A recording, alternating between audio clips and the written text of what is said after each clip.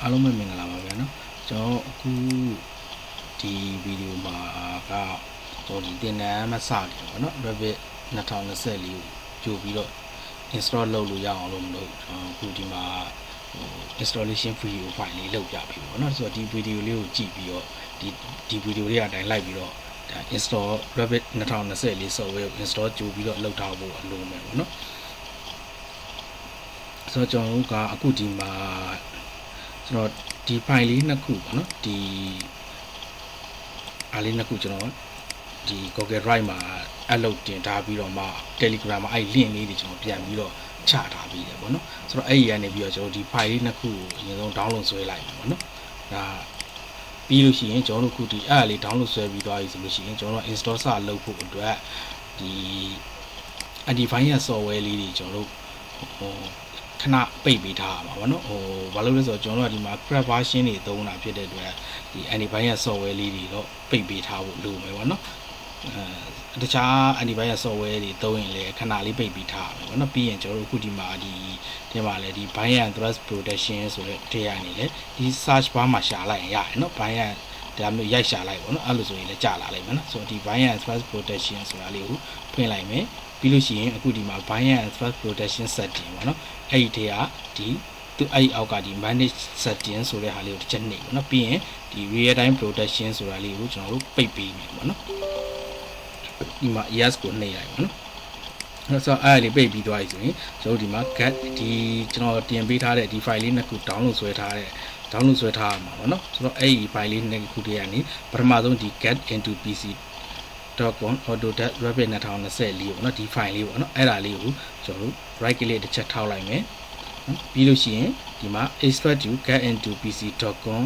autodesk revit 2024ပေါ့နော်ဒါလေးဒီဟာလေးကိုနှိပ်ပြီးတော့ကျွန်တော်တို့ဒီ file လေးကို extract လုပ်လိုက်မယ်ပေါ့နော်ဒါ raw file လေးဖြည့်ပေးလိုက်မယ်ပေါ့ဆိုတော့ဖြည့်လိုက်လို့ရှိရင်ဒီ folder လေးရလာလိမ့်မယ်ပေါ့နော်ဒီ folder လေးဆိုတော့အဲ့ဒီ folder လေးကိုကျွန်တော်ဒီမှာ double click နဲ့ဖွင့်လိုက်မယ်ပြီးလို့ရှိရင်အဲ့ဒီထဲကနေမှဒီမှာ setup.exe ဆိုတဲ့ file လေးเนาะ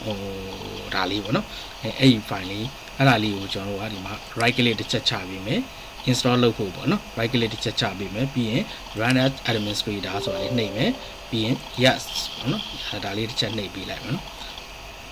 ပြီးရင်ခဏစောင့်ပေးလိုက်မယ်เนาะ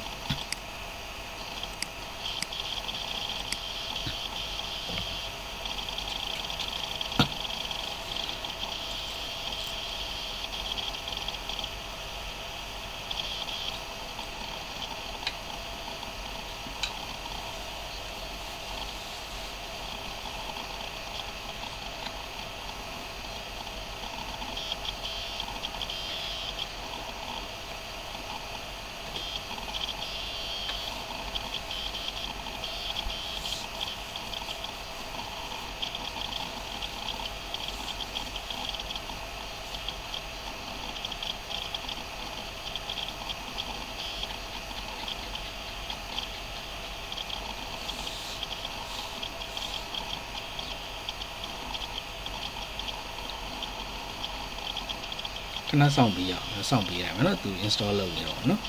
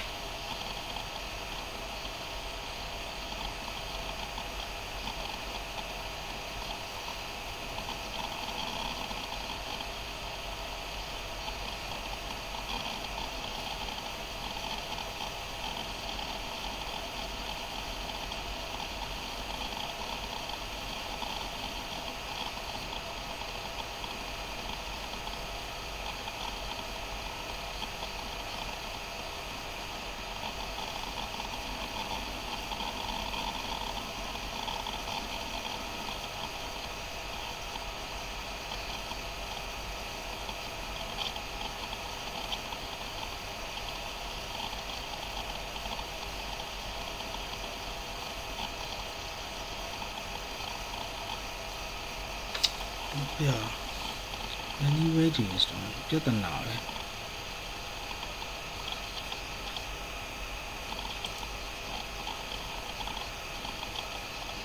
ဟုတ်ရတယ်နော်ဆိုတော့ကျွန်တော်အခုဒီမှာ I agree ဆိုတာလေးကိုအမှန်ကြီးတစ်ချက်ချစ်ပေးလိုက်မယ်ပြီးရင်ကျွန်တော်ဒီမှာ next ကိုနှိပ်မယ်ပေါ့နော်ပြီးရင်ကျွန်တော်ဒီမှာ install ဆိုတာလေးကိုနှိပ်ရုံပဲကျန်တာဘာမှလုပ်စရာမလိုဘူးဒီမှာ install ဆိုတာလေးပေါ့နော်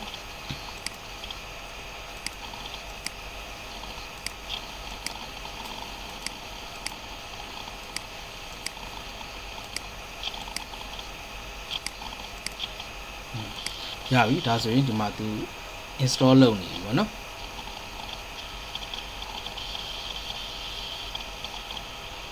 ခုနကဒီ anywhere to install ဆိုတာကလေဟိုလူတိုင်းစီမှာတော့ပေါ်လာမှာမဟုတ်ဘူးเนาะဒီကျွန်တော်ကွန်ပျူတာမှာနည်းနည်းတခုခုပြဿနာရှိနေလို့ပေါ်လာတဲ့ဟာလေးပေါ့เนาะခုနကရှိမှာလေဟို anywhere to install ဆိုတဲ့ဟာလေးပေါ်လာကျွန်တော် retry ဆိုပြီးတော့နှိပ်လိုက်ပြီးမှဒါဒီ install လုပ်လို့ရတဲ့အစီကိုရောက်သွားတာပေါ့เนาะဆိုတော့ခုနကအဲ့ဒီဟာလေးကတော့ဒါလူတိုင်းစီကိုတော့လူတိုင်းကွန်ပျူတာမှာအဲ့ဒီဟာလေးပေါ်လာမှာမဟုတ်ဘူးကျွန်တော်စီမှာပဲနည်းနည်းကျွန်တော်ကွန်ပျူတာနည်းနည်းပြဿနာတစ်ခုခုရှိနေလို့ဒါပေါ်လာမဟုတ်ရင်ဒီကိုချောမွေ့ရောက်ကြတာများပါတယ်เนาะအခုဒီကိုဆိုတော့အခုဒီမှာသူ install လုပ်နေတော့ကျွန်တော်ဒီမှာဗီဒီယိုကြီးအရန်ရှည်မနေအောင်လို့မလို့သူ install လုပ်နေတော့ကျွန်တော်ဒီ video record လုပ်နေတာလေးကိုခဏလေးရပ်ထားလိုက်မယ်ပေါ့เนาะ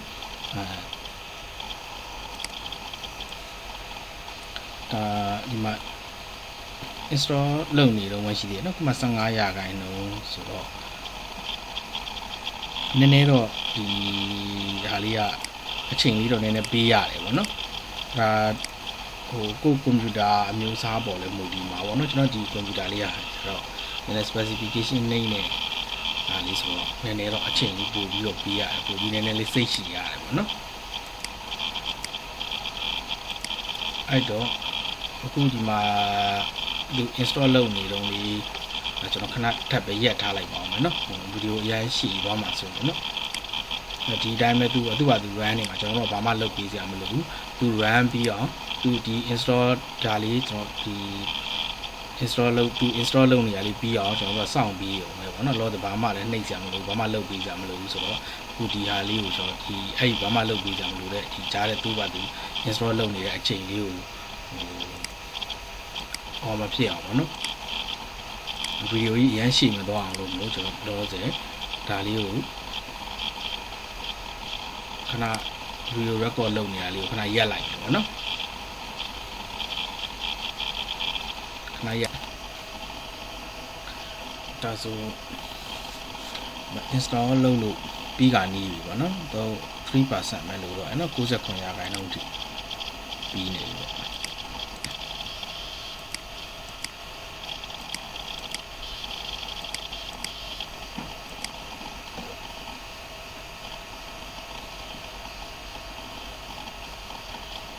သူလုံးပြီးတော့ကျွန်တော်ခဏစောင့်လိုက်မယ်နော်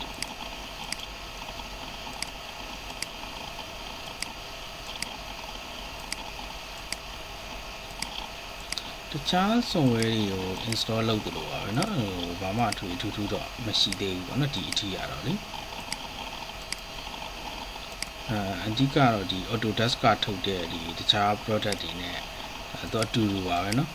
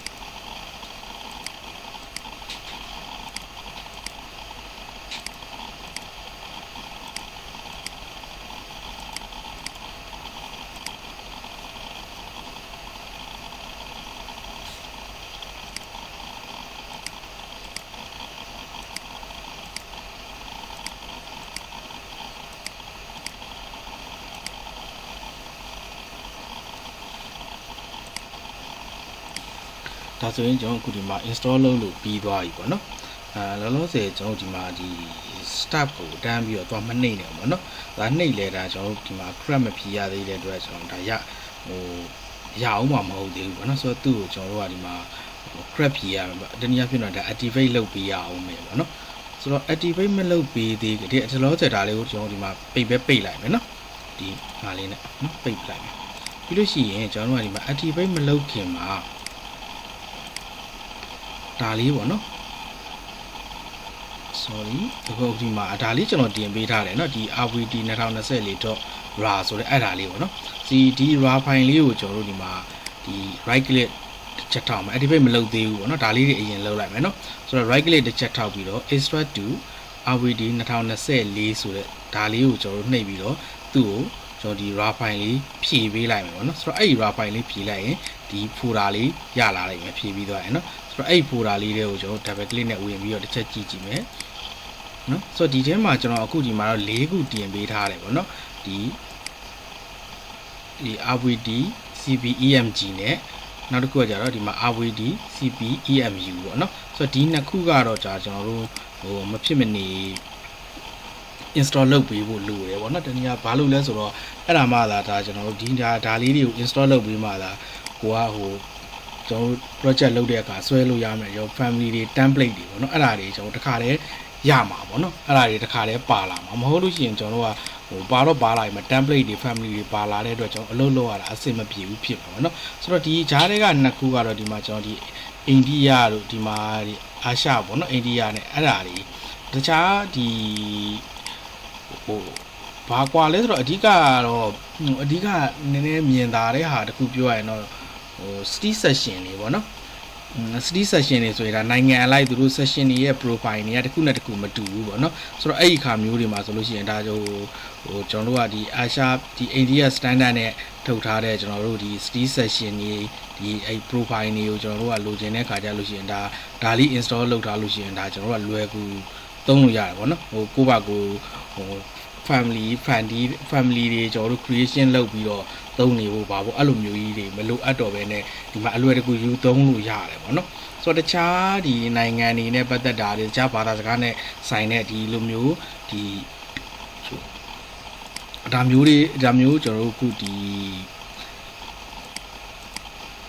file လေးထပ်ပြီးတော့ကျွန်တော်တို့ဒီမှာ download ဆွဲမယ်ဆိုလို့ရှိရင်လည်းဒီ rapid content တွေပေါ့နော်ဆိုလိုတာကဒါrapid content ပဲပြောပါတော့เนาะဆိုတော့ဒါမျိုးလေးတွေကျွန်တော်ထပ်ပြီးတော့ဒီ download ဆွဲမယ်ဆိုရင်လည်းဒါနောက်ဘယ်လိုသွားပြီးတော့ကျွန်တော် download ဆွဲရမယ်ကိုလိုချင်တဲ့ version နဲ့ဥပမာဒီမှာဆိုရင်ဒါကျွန်တော်ပေးထားတဲ့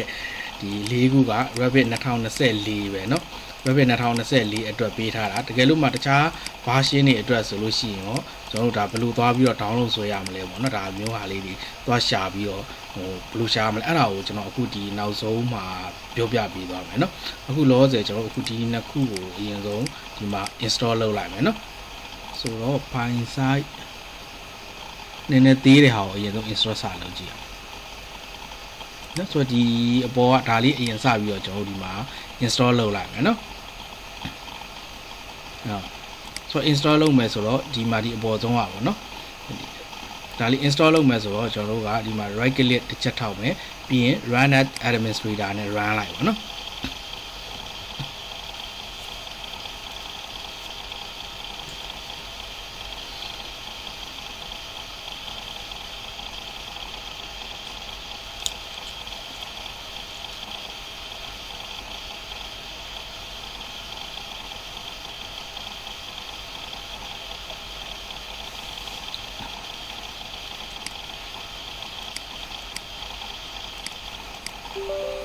နော်ပြီးရင်ကျွန်တော်ဒီမှာ yes ကိုတစ်ချက်နှိပ်ပေးလိုက်နော်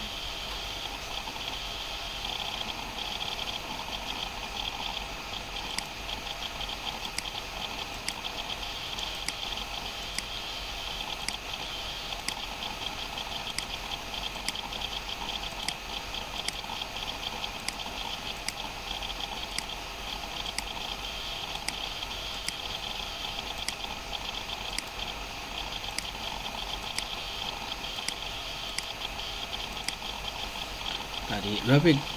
content ဒီ application လေးတွေပေါ့နော်ဒါလေးတွေကိုကျွန်တော်တို့ install လုပ်ပြီးမှဒါကျွန်တော်တို့ဒီမှာ ချောချောမွေ့မွေ့အသုံးပြုလို့ရမယ်ဒီ template ဒီ family တွေပေါ့နော်အဲ့ဒါတွေကျွန်တော်ပါလာမှာပေါ့နော်နောက်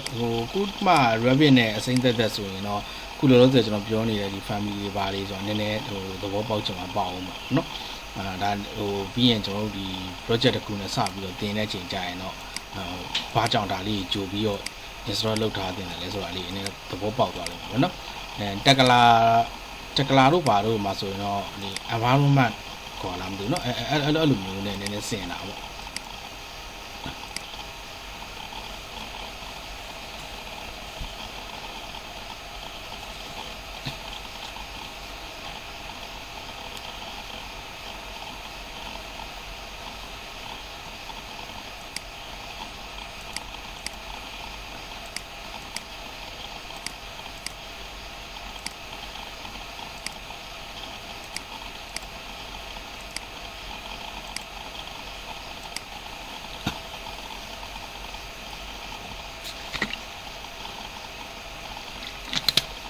နော်ဒါဆိုရင်ကျွန်တော်ဘာမှလုပ်စရာမလို install ကိုပဲနှိပ်ပေးလိုက်ရုံပဲပေါ့နော်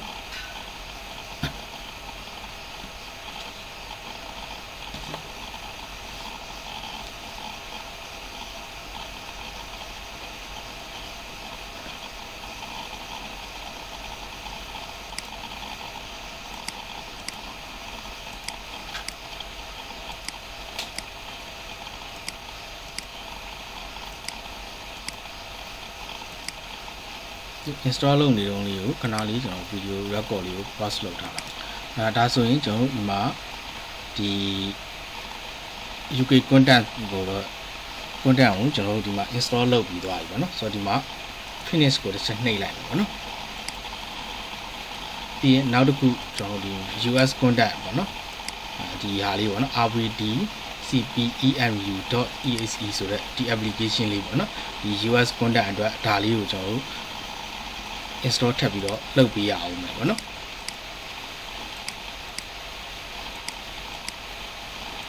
ဆိုတော့ဒါလေးကို install လုပ်ပေးဖို့အတွက်ကျွန်တော်တို့အခုဒီမှာဒီဟာလေးဒီပေါ်လေးမှာခုနကရှေ့က file ကို install လုပ်တယ်လို့ပဲဒီမှာ right click တစ်ချက်ချမယ်ပြီးရင်ဒီမှာ run as administrator ပေါ့နော်ဒါလေးတစ်ချက်နှိပ်ပြီးလိုက်ပါနော်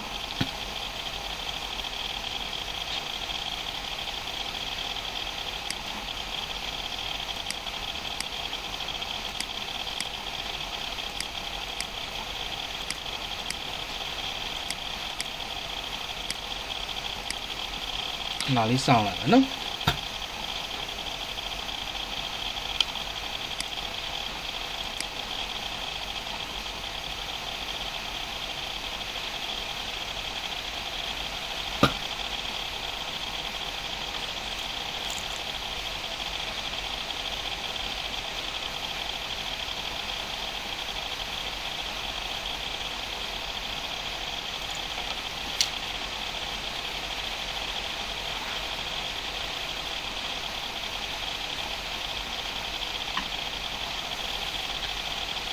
ဒီမှာရှေ့ရတစ်ခုကတော့ကျွန်တော်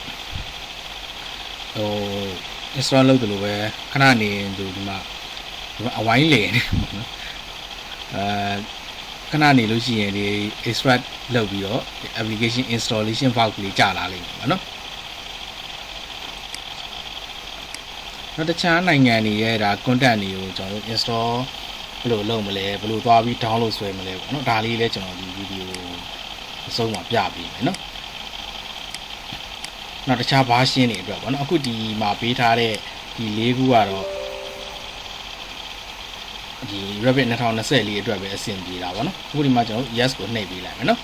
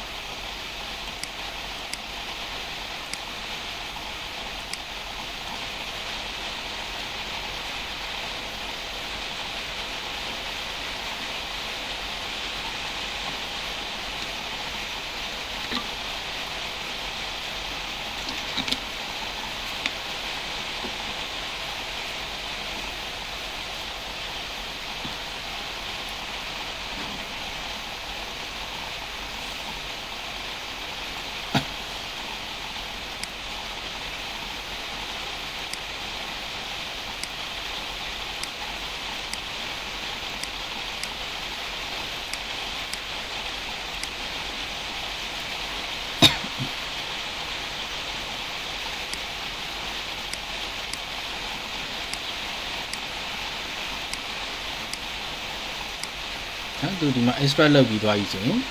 installation box ကလေးသူ့ဘာသူကြာလာလိမ့်မယ်နော်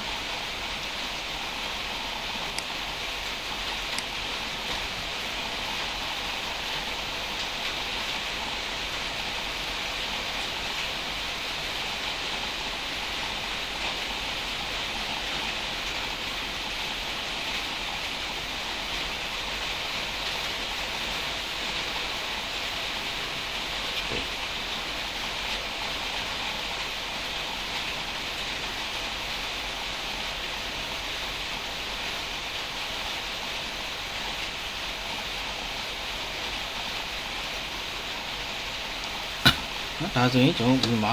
install ဆိုတာလေးကိုနှိပ်ပေးလိုက်ရအောင်မယ်နော်ဒါလေးဒီ install လုပ်ရတာအလွယ်ပါတယ်နော် right click run as administrator ဆိုပြီးတော့ကျွန်တော်တို့ဒါဒီ installation box ကြောက်အောင်လေးနည်းနည်းခါစောင့်လိုက်ပါနော်ဒါပြီးလို့ရှိရင်အခုဒီမှာ US contact ပေါ့နော်Revit 2024အတွက် US contact ဆက်ပြီးတော့ကျွန်တော်ဒီမှာ install လုပ်နေပြီပေါ့နော်ဆိုတော့သူ install လုပ်နေတုန်းလေးကိုကျွန်တော်ဗီဒီယိုလေးကိုခဏရပ်ထားလိုက်မယ်နော် record လုပ်နေတာလေးကိုလေနော်ဟိုဗီဒီယိုအရင်ရှည်နေမှာဆိုလို့နော်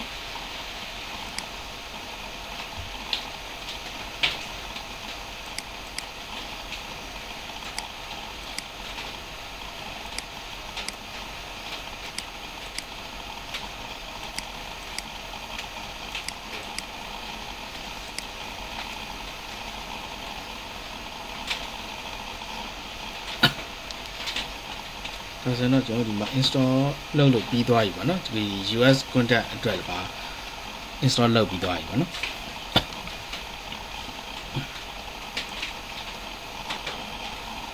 ဒီမှာကျွန်တော်တို့ UK contact ရယ် US contact ရယ်အဲ့ဒီ application လေးတွေပေါ့နော်ဒီ file လေးတွေကျွန်တော်ဒီမှာ install လုပ်ပြီးသွားပြီအခုဒီအလေရနှစ်ခုဖြစ်တဲ့ဒီ India အာရှတို့ပေါ့နော်ဆိုတော့အဲ့ဒါတွေကတော့ဒါဟို install လုပ်ချင်တဲ့လုပ်ပေါ့နော်ဟိုကိုလိုအပ်ချက်ပုံမူတည်ပြီးတော့ချိန်နေကြည့်ပြီးတော့မှဟိုလုပ်ချင်တယ်လို့အခုဒီမှာကျွန်တော်တို့ဒါသင်တန်းအတွက်ဆိုတော့ဒါဒီနှစ်ခုကို install လုပ်ထားတယ်ဆိုရင်လုံလောက်ပြီပေါ့နော်တခြားကျွန်တော်တို့ကကိုယ့်ဘာကိုအလုပ်လုပ်တဲ့အခါမှာဒီတခြားနိုင်ငံရဲ့ကျွန်တော် standard တွေဘာတွေကစားဟိုလိုအပ်မယ်တင်လို့ရှိရင်လုပ်ပေါ့နော်ဟိုဘာသာစကားအစားကျွန်တော်တို့ဒီမှာသွားပြီးတော့ရွေးပြီးတော့ download ဆွဲလို့ရတယ်အဲ့ဒါလေးတွေတော့ဒါဗီဒီယိုဒီနောက်ဆုံးကြောက်မှကျွန်တော်ပြောပြီးတော့မှာနော်ဘယ်လိုသွားပြီး download ဆွဲရမလဲကိုယ့်ရဲ့ဒီ software version နဲ့ကိုက်ညီတဲ့ဟာကိုကျွန်တော်ဘယ်လိုရှာမလဲပေါ့နော်အဲ့ဒါလေးတွေကျွန်တော်ပြီးရင်ပြောပြပေးမယ်နော်အခုဒီမှာတော့ဒါဒီနှစ်ခု download ဆွဲပြီးသွားပြီဆိုတော့ဒီနှစ်ခုကိုတော့ကျွန်တော်ဟို sorry ဒီနှစ်ခုကျွန်တော် install လုပ်ပြီးသွားပြီဆိုတော့ဒီကြံတဲ့ဒီနှစ်ခုကိုတော့ကျွန်တော် install လုပ်မပြတော့ဘူးပေါ့နော်ဆိုတော့ဒါဒီ install လုပ်ပြီးသွားပြီဆိုလို့ရှိရင်ကျွန်တော်အခုဒီဟာလေးတွေတင်ပေးထားတယ်နော်ဒီမှာ၄ခုတင်ပေးထားတာပေါ့ကျွန်တော်တင်ပေးထားတာတော့နော်ဒါသူ့ရဲ့မူရင်း website မှာတော့အများကြီးရှိတာပေါ့နော်ဆိုတော့အခုဒီဟာလေးတွေကိုအကုန်လုံး install လုပ်ပြီးသွားပြီဆိုရင်ကျွန်တော်တို့အခုဒီမှာဒီ crap တွေသွားဖြည့်ရမှာပေါ့နော် crap version ဖြစ်တဲ့အတွက်ကျွန်တော် activate လုပ်ပေးရမှာပေါ့နော်ဆိုတော့အဲ့ဒီ activate လုပ်ပေးဖို့အတွက်ဒီ file လေးပေါ့နော်ဒီ folder လေးပေါ့နော်ကျွန်တော်တို့ဒီခုနကပထမဆုံးတော့ကဒီ cam2pc.com autodesk Revit 2024ဆိုရာလေးကိုကျွန်တော်တို့ကဒီ raw file လေးဖြည့်လိုက်တဲ့အခါရလာတဲ့ဒီ folder လေးတွေကိုပေါ့နော်ပထမဆုံး install လုပ်တဲ့ folder လေးပေါ့နော်အဲ့ထဲကိုပြန်ဝင်မယ်ပြီးလို့ရှိရင်ဒီမှာ crash ဆိုတဲ့နော်ဒီ folder လေးတွေကိုတစ်ချက်ဝင်မယ်ပေါ့နော် double click နဲ့ပြီးလို့ရှိရင်ဒီအပေါ်ဆုံးကဒီ autodesk license patcher installer ဆိုတာလေးကိုတစ်ချက်ကျွန်တော်တို့ဖွင့်လိုက်မယ်ပေါ့နော်ပြီးလို့ရှိရင်ဒီမှာ autodesk license patcher installer.exe ပေါ့နော်ဒါလေးကိုကျွန်တော်တို့က run ပေးရုံပဲပေါ့နော်ဆိုတော့အဲ့ဒါလေးကျွန်တော်တို့ run ပေးဖို့အတွက်ကျွန်တော်အခုဒီမှာ အဲ့ပေါ်လေးကို right click တစ်ချက်နှိပ်လိုက်ပါနော်ပြီးရင်ကျွန်တော်ဒီမှာ run as administrator ဒါလေးတစ်ချက်နှိပ်ပေးလိုက်ပါနော်ပြီးရင် yes ကိုတစ်ချက်နှိပ်ပေးလိုက်ပါနော်ဒါဆိုရင်တစ်ချက်စောင့်ပေးလိုက်ပါနော်ဟိုသူဒီမှာ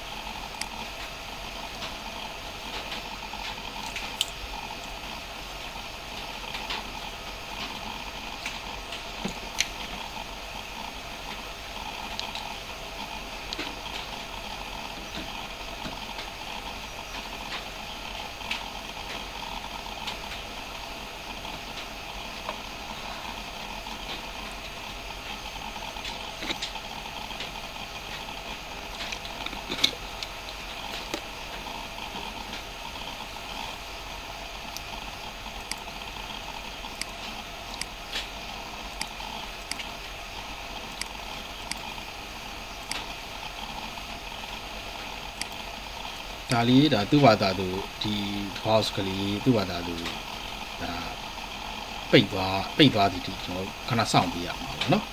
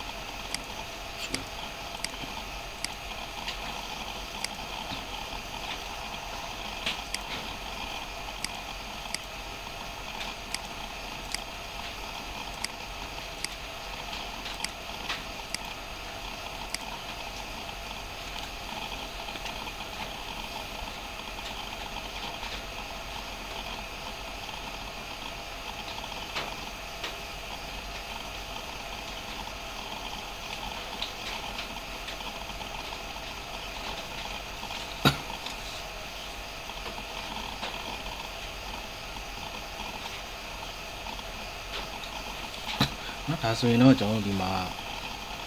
crab ဖြည့်ပြီးသွားပြီပေါ့နော်ဒါအကုန်လုံးလုပ်ပြီးသွားပြီဆိုလို့ရှိရင်ကျွန်တော်အခုဒီမှာ Revit software ကိုကျွန်တော်လုပ်ထားတာအဆင်ပြေမပြေကျွန်တော်ဒီတစ်ချက်ဖွင့်ကြည့်ပေါ့နော်ဆိုတော့ဒီပထမဆုံးအခုဒီမှာ crab ဖြည့်ပြီးပါညာလုပ်ပြီးတဲ့အချိန်မှာကျွန်တော်နည်းနည်းမမေ့တင်တာကပါလဲဆိုတော့ Wi-Fi လေးချိတ်ပေးဖို့လိုတယ်ပေါ့နော်ဆိုတော့ Wi-Fi လေးခဏချိတ်ပေးဖို့လိုတယ်နော်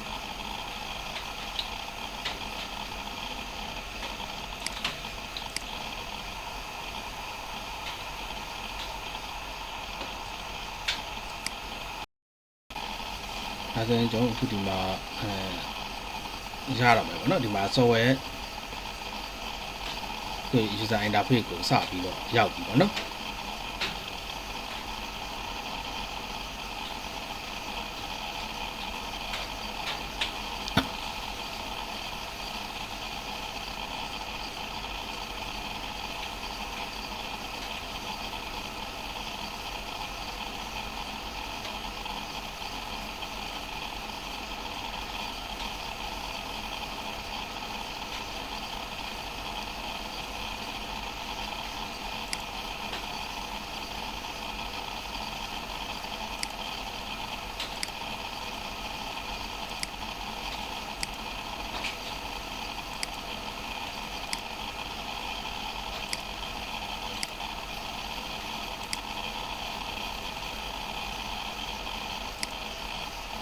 လေးစောင့်ပြရအောင်နော်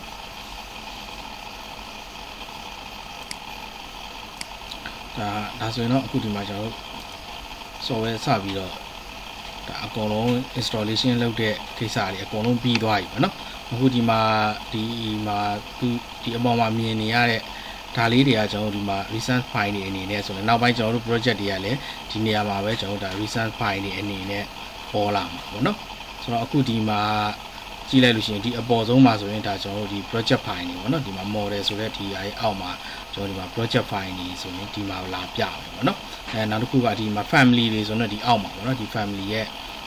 အောက်မှာဒီမှာfamily creation တွေလောက်တာတော့ဘာလို့ဆိုရင်တော့ဒီမှာကျွန်တော်တို့ဒီမှာလာပြီးတော့ဒါ result file တွေအနေနဲ့လာပြပြီးတယ်ပေါ့နော်ဆိုတော့အခုဒီမှာကျွန်တော်တို့ဒီ software ဒီကျွန်တော် project file တခုစမ်းဖွင့်ကြည့်လိုက်မယ်ပေါ့နော်စမ်းဖွင့်ပြီးလုပ်ဖို့တော့စမ်းပြီးတော့ဖွင့်ကြည့်လိုက်ပါနော်ဆိုတော့ဒီမှာကျွန်တော်တို့အခုဒီဟာလေးဖွင့်ပြီးတော့ကိုယ့်ဘာသာကိုနည်းနည်းလိုက်ကြည့်ခြင်းလည်းကြည့်လို့ရတယ်ပေါ့နော်ဒီမှာဒီ Archi project တွေကျွန်တော်ဒီမှာ structure project တွေပေါ့နော်သူတို့ရဲ့ဒီနမူနာ file လေးတွေဒီမှာတော့လောဆယ်ပြထားပြီးနေရပါတော့ဆိုတော့လောဆယ်ကျွန်တော်ဒီမှာ new ကိုခေါ်ကြည့်လိုက်မယ်နော်ကျွန်တော်လိုချင်တဲ့ template တွေပါမပါကြည့်ခြင်းလို့ပေါ့နော်ဆိုတော့ဒီမှာဒီ project template file တွေပေါ့နော်ကျွန်တော်ဒီစပြီးတော့ဒီ drawing တွေပါတွေစဆွဲဖို့ပေါ့နော်ဒီ Revit ထဲမှာ model တွေပါတွေလုပ်ဖို့အတွက်ကျွန်တော်ဒီမှာကျွန်တော်လိုရတဲ့ template file လေးတွေပါမပါတစ်ချက်ကြည့်မယ်ဆိုရင်ဒီမှာကျွန်တော်ဒီမှာ browser တွေကိုတစ်ချက်သွားကြည့်မယ်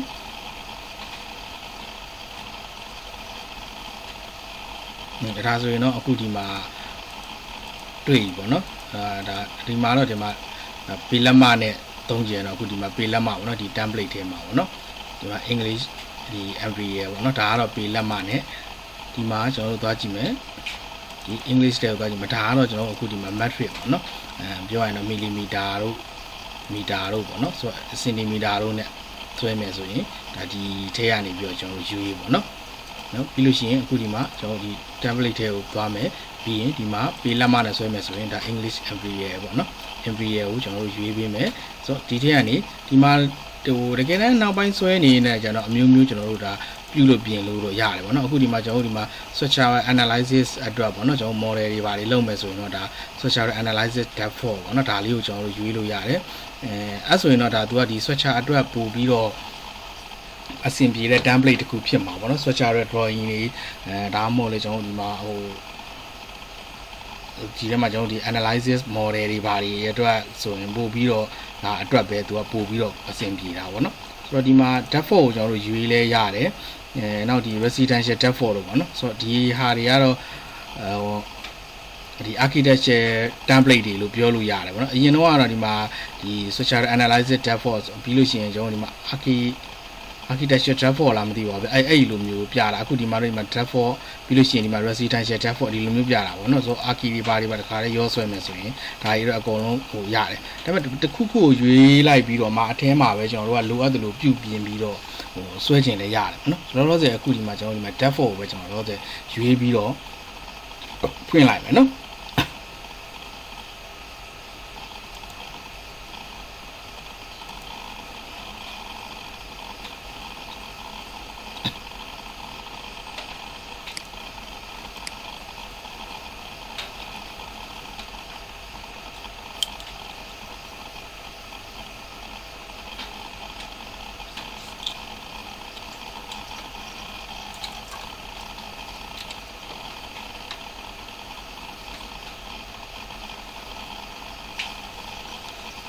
နော်ဆိုတော့ဒါကျွန်တော်တို့ဒီ template ခုနကဒီမှာသွားပြီးတော့ကျွန်တော်ရွေးပြခဲ့တဲ့အဲ့ဒီ template တွေပေါ့နော်အခုဒီမှာဆိုကျွန်တော် default ကိုကျွန်တော်ရွေးလိုက်တာပေါ့နော်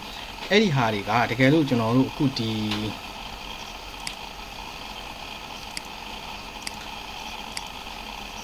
content လေးတွေပေါ့နော်ဆိုတော့ဒီ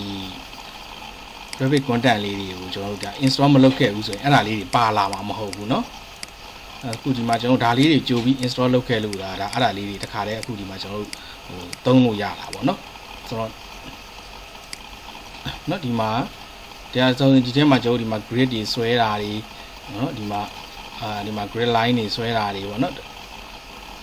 ပြီးလို့ရှိရင်အခုဒီမှာကျွန်တော်ဒီမှာ column တွေဆွဲမလားဒီမှာပေါ့နော်ဒီမှာ column တွေဆွဲမလား wall တွေဆွဲမလားပေါ့နော်ဆိုတော့ဒါတွေကျွန်တော်တို့စပြီးတော့ဒါ floor တွေအားစပေါ့လေ floor slab တွေအားစကျွန်တော်ဒီမှာစဆွဲလို့ရတဲ့အခြေအနေကိုရောက်ပြီပေါ့နော်ဆိုတော့အခုဒီမှာကျွန်တော်တို့ဒီမှာ template တွေပါတွေကတော့ခုနကကျွန်တော်တို့ဒီ software စပြီးတော့ဒီ software user interface ကိုရောက်အောင်စဖွင့်ပြီဆိုကြတော့ခုနကကျွန်တော်ရွေးပြခဲ့ပြီပေါ့နော်ဆိုတော့နောက်ထပ်ကျွန်တော်တို့အခုဒီမှာ family တွေပါမပါပေါ့နော် family တွေကျွန်တော်တို့ဒီမှာခုနကကျွန်တော် install လုပ်ခဲ့တာအဆင်ပြေမပြေတစ်ချက်သွားကြည့်လိုက်မယ်နော်ဆိုတော့ဒီမှာ load family ဆိုတာလေးဒီ insert ဆိုတာလေးကိုနှိပ် load family ဆိုတာလေးကိုတစ်ချက်နှိပ်လိုက်မယ်နော်ကျွန်တော်တို့လိုချင်တဲ့ family တွေကိုလည်းကျွန်တော်တို့ဒီပြောင်းလို့ project ထဲမှာလိုချင်တဲ့ကျွန်တော်တို့လိုချင်တဲ့ family တွေဒီကနေသွားပြီးတော့လုပ်လို့ရတယ်ပေါ့နော်တကယ်လို့ဒီထဲမှာမပါတဲ့ဒီတချို့အားတွေကတော့ကျွန်တော်တို့ဒါ family ကိုယ့်ဘာသာကို create လုပ်ရတာတွေလည်းရှိပါတယ်နော်အခုဒီမှာဒီ load family ဒီ insert ကိုတစ်ချက်နှိပ်မယ် load family ကိုတစ်ချက်သွားကြည့်မယ်ပေါ့နော်ဒါဆိုရင်အခုဒီမှာကျွန်တော်တို့ဒီမှာ family တွေအခုဒီမဟုတ်ရင်ကျွန်တော်တို့ဒါတွေပါလာမှာမဟုတ်ဘူးเนาะခုနကကျွန်တော်တို့ပြောခဲ့တဲ့ဒါလေးတွေကို install မလုပ်ခဲ့ဘူးဆိုလို့ရှိရင်အခုဒီဟာတွေလည်းပါလာမှာမဟုတ်ဘူးเนาะအခုဒီမှာဆိုလို့ရှိရင်ကျွန်တော်လောလောဆယ်အနေနဲ့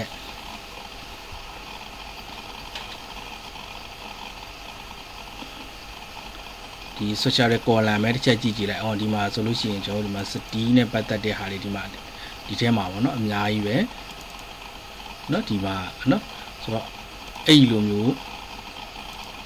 မဟုတ်ရင်ကျွန်တော်တို့ကဒါတွေပါမလာဘူးပေါ့เนาะ concrete ကတော့ဒီမှာသိများများစားမှမလို့အောင်เนาะဟိုဒါအောင်မှကိုက column shape တွေကတခြားမျိုးစားတွေလိုမျိုးဆိုရင်တော့လေဒါကိုယ့်ဘာသာကို family ကို creation လုပ်ဖို့လိုအပ်တာပေါ့เนาะအဲ့လိုမျိုးဆိုရင်တော့အခုဒီမှာတော့ဒီအဲ့လိုမျိုးပြီးတော့ကျွန်တော်မလိုသေးဘူးပေါ့နော်ဆိုတော့အခုဒီမှာတခြားဒါ reverse shape တွေเนาะဒီမှာ အစုံပါပဲเนาะ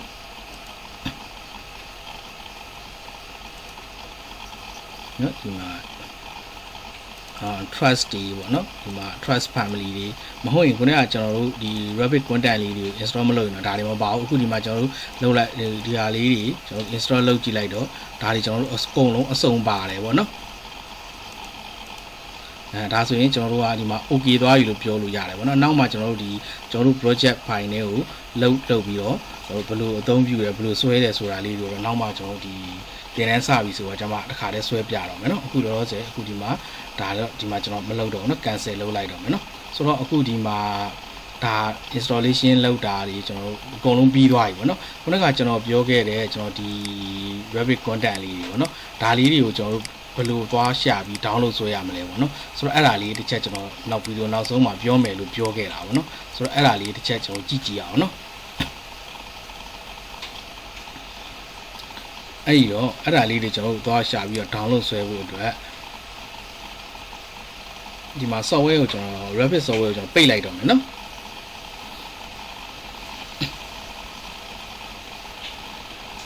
ပြီးရင်အခုဒီမှာဟိုကိုကြိုက်တဲ့ browser နဲ့သွားလို့ရပါတယ်เนาะအခုဒီမှာကျွန်တော်ကတော့ဒီမှာ Chrome ပဲရှိတာဆိုတော့ဒီမှာ Chrome browser ကိုဖွင့်လိုက်မယ်ပေါ့နော်တခြားကျွန်တော်တို့တခြား browser တွေရှိရင်လည်းရတယ်ဟိုဥပမာ Mozilla Firefox တို့ပါလို့ပေါ့ဗျာเนาะအဲ့လိုမျိုးနဲ့သွားရှာလည်းရတယ်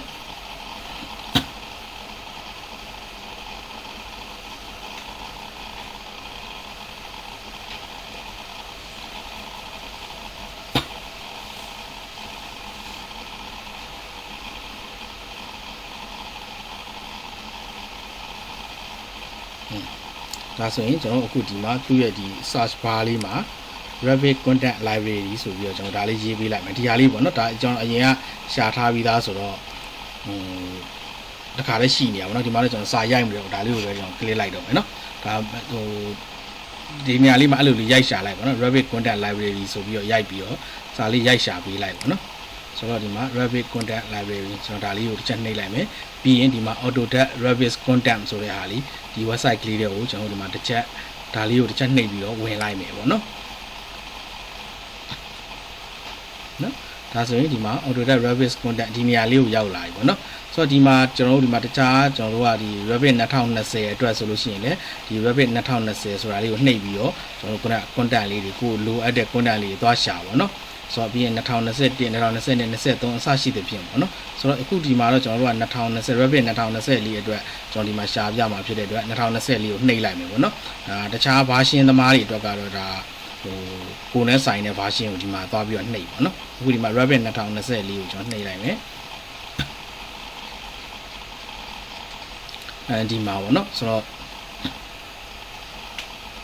ဒီမှာဒီနေရာလေးတွေဒီနေရာလေးကနေကျွန်တော်ဒီမှာရွေးပြီးတော့ဒီမှာကိုလိုအပ်တဲ့ဟာလေးတွေကိုဒီမှာ download ဆွဲလို့ရတယ်เนาะဒီ download link ဆိုတဲ့အောက်မှာသူပေးထားတယ်သူရှေ့မှာဒီမှာသူဒါဆိုလို့ရှိရင်အပေါ်ဆုံးဆိုလို့ရှိရင်ဒါသူက Brazilian Portuguese content เนาะပြီးလို့ရှိရင်ဒီမှာသူက language specifying content ပါပေါ့เนาะဆိုဒီဘာသာစကားအစားဒါ English လို့မဟုတ်တော့ကျွန်တော်အထဲမှာကြည့်ရတာတော့ဖတ်ရတာအဆင်ပြေမှာမဟုတ်ဘူးပေါ့နော်ဒါကိုသွားပြီး download ဆွဲမယ်ဆိုရင်တော့ဒါလိုအပ်တယ်ဆိုရင်တော့လည်းကိုကအဲ့ဒီဘာသာစကားနဲ့လုပ်ဖို့လိုအပ်တဲ့သူတွေဆိုရင်တော့တမျိုးပေါ့ဗျာနော်ဆိုတော့အခုဒီမှာဒါ Chinese content ပေါ့နော်ဒါတရုတ် content နေပေါ့နော် Chinese family library ဆိုတော့အဲ့ဒီတကယ်လို့ဒီမှာဒီကျွန်တော်တို့ဒီ Chinese content တွေလိုအပ်တယ်ဆိုလို့ရှိရင်လည်းဒီຢာလေးကိုကျွန်တော်တစ်ချက်နှိပ်လိုက်ပေါ့နော်ဒီ RVD CP CAS.exe ဆိုတဲ့ဟာလေးကိုတစ်ချက်နှိပ်လိုက်ရင်ဒါသူ့ဘာသာသူ download auto ဆွဲလိုက်မယ်ပေါ့နော်ဒီကနေသွားရှာလို့ရတယ်เนาะကိုလိုအပ်တဲ့ဟာတွေเนาะဒီမှာကျွန်တော်တို့ဒီမှာ Japanese content ဆိုလို့ရှိရင်လည်းဒါကျွန်တော်တို့ဒီမှာသွားပြီးတော့ဒါလေးကိုနှိပ်လိုက်ပါเนาะ RVD CP JPN.exe ပေါ့เนาะဆိုတော့ဒါဆိုရင်ကျွန်တော်တို့ဒါဒီဟာဆိုရင်သူကဒီဂျပန်ဘာသာစကားနဲ့ပြနေမှာပေါ့เนาะဘာလို့ဆိုဒီမှာသူရဲ့ language ကဂျပန်ဖြစ်နေတာပေါ့เนาะဆိုတော့ဂျပန်စာလည်းတည်တယ်အဲ့ဒါကြီးလည်းသုံးဖို့လိုတယ်ဆိုတော့ပိုကောင်းတာပေါ့နော်ဆိုတော့ဒီမှာ international english ကိုမှဒီဂျပန်တို့ဘာလို့လဲထပ်ပြီးတော့ရှိသေးတယ်ထင်တယ်ဒီမှာနော်ဒီမှာ language ကလေနော်သူ့ရဲ့ဘာသာစကား international english content pack ဆိုတဲ့အထဲမှာကြပါလိရှိသေးလည်းမသိဘူးဆိုတော့ဒီကနေပြီးတော့ဒီမှာလဲကျွန်တော်တို့ဒါလိုအပ်တာလေးဒီအောက်မှာဒါတွေကတော့အကုန်လုံးဘာသာစကားတော့အင်္ဂလိပ်လိုပဲဖြစ်နေမှာပေါ့နော်ဒီနောက်ကဒီသူ့ရဲ့ content နေရတာ အပြောင်းလဲရှိသွားမှာပေါ့နော်ဆိုတော့ဒီကနေပြီးတော့ကျွန်တော်တို့ဒါလိုအပ်တာလေးတွေသွားပြီးတော့ကို software version နဲ့ကိုက်တာလေးတော့အခုကျွန်တော်ပြသလိုမျိုးလေးသွားပြီးတော့ download ရတယ်ပေါ့နော်ခုနေ့ကကျွန်တော်တို့ download ဆွဲခဲ့တာဒီနှစ်ခုပေါ့နော် US English Content V1 for Revit 2024ဆိုတာဒါလေးပေါ့နော်ဆိုတော့အဲ့ဒါလေးဒါလေးနှိပ်လိုက်တာနဲ့သူ automatic သူ download ဆွဲပြီးတယ်ဒီမှာ UK English Content V1 for Revit 2024ပေါ့နော်ဆိုတော့ဒီဟာလေးပေါ့နော်ဆိုတော့အဲ့ဒီနှစ်ခုကိုကျွန်တော် download ဆွဲပြီး install လုပ်ပြခဲ့တာပေါ့နော်ဆိုတော့ download ဆွဲမယ်ဆိုလို့ရှိရင်အခုဒီမှာဒီ RVD sorry အခုဒီမှာ UK English Content V1 for Revit 2024ပေါ့နော်ဆိုတော့အဲ့ဒါကိုကျွန်တော်တို့က download ဆွဲခြင်းတယ်ဆိုရင်ဒီမှာ RVD cp.eng.exe ဆိုတဲ့ဒီဟာလေးပေါ့နော်ဒီ link လေးကိုကျွန်တော်တို့တစ်ချက်ဒီမှာသွားပြီးတော့ click ပေးလိုက်တာနဲ့ download သူ့ဘာသူ auto ဆွဲတယ်ပေါ့နော်ဒီမှာတစ်ချက်ကြည့်လိုက်နော်ဒါဆိုရင်ဒီမှာကျွန်တော် download ဆွဲနေပြီနော်အဲ့ဒါလေးကိုဒီမှာတော့ကျွန်တော် download ခုနကဆွဲထားပြီးသားဖြစ်တဲ့အတွက်ကျွန်တော်အခုဒီမှာဒါကိုတော့ download ဆွဲပြီးအောင်တော့လုပ်မဆွဲပြတော့ဘူးပေါ့နော်ဒါကျွန်တော် cancel လုပ်လိုက်တော့မယ်ပေါ့နော်ဒါဆိုရင်တော့အဲ့ဒီလိုမျိုးကျွန်တော်တို့ကိုလိုအပ်တဲ့ဟာလေးတွေကို download ဆွဲပြီးတော့install လုပ်ပေးဖို့လိုတယ်ပေါ့နော်ဆို install လုပ်ပေးလိုက်ရင်ဒါအဲ့ဒီအတွက်ကျွန်တော်တို့သူ့နိုင်ငံရဲ့ content တွေအလိုက်ပေါ့နော်ဒါကြောင့်လိုအပ်တဲ့ template တွေလိုအပ်တဲ့ကျွန်တော်တို့ family တွေပေါ့နော်အဲ့ဒါလေးတွေကျွန်တော်တို့အလွယ်တကူသုံးလို့ရမယ်ပေါ့နော်ဆိုတော့ဒါဒီထိကတော့ဒါတွေအကုန်လုံးလုပ်ဖို့တော့နည်းနည်းသဘောပေါက်သွားလောက်ပြီထင်တယ်ပေါ့နော်ဆိုတော့ကိုယ့်ဘာသာကိုယ်လေးတိုင်းနည်းနည်းစမ်းပြီးတော့install လုပ်ကြည့်တာတော့နော်ကိုလိုအပ်တဲ့ file လေးတွေဒီလိုမျိုးနည်းနည်းရှာကြည့်တာတော့ပေါ့လေကိုယ့်ရဲ့ software version အလိုက်ရှာပြီးတော့ download ဆွဲပြီးတော့မှ install လုပ်တာတော့ပါလို့နည်းနည်းလုပ်ကြည့်ကြပါနော်လုပ်ကြည့်လို့ရတော့ပါရင်တော့ဒါဆိုရင်တော့ဆိုတော့အခုဒီ software installation video တော့ကျွန်တော်အခုဒီနေ့ဒီလောက်နဲ့ပဲကျွန်တော်ရပ်လိုက်တော့မယ်ပေါ့နော်နားလိုက်တော့မယ်ပေါ့နော်ဒါအားလုံးကျေးဇူးတင်ပါတယ်